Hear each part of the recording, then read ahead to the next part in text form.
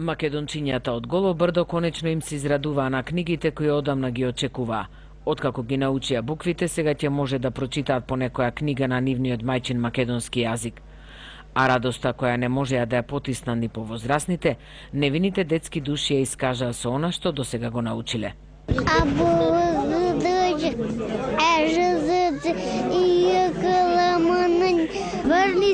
Врни снег, ура!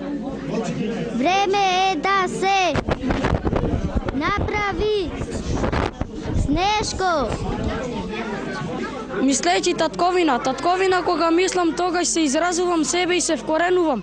Затоа срцето не баре вистина, граница која од мене протачува кон другите за да ги опфати сите во дамнешното минато ни секој од нас. Во вакви несоодветни услови учат македончињата македонски јазик да пишуваат и да читаат во Голо брдо.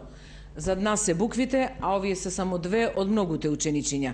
Книгите, главно детска литература, по некоја бојанка и сликовници беа собрани во хуманитарната акција Книгата моја патува, организирана од Демократската обнова на Македонија, на која и се приклучија граѓани од многу градови на Македонија.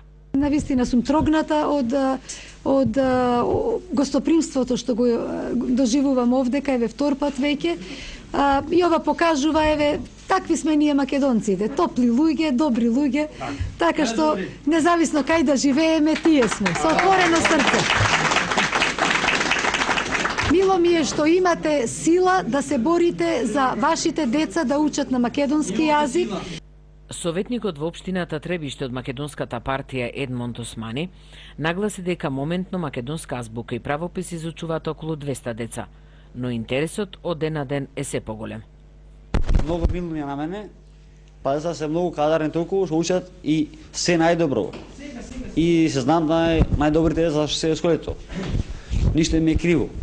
Имаше туа претеснување на многу од страна на албанските учители што беа таму што учеа. Мене гале многу не беше.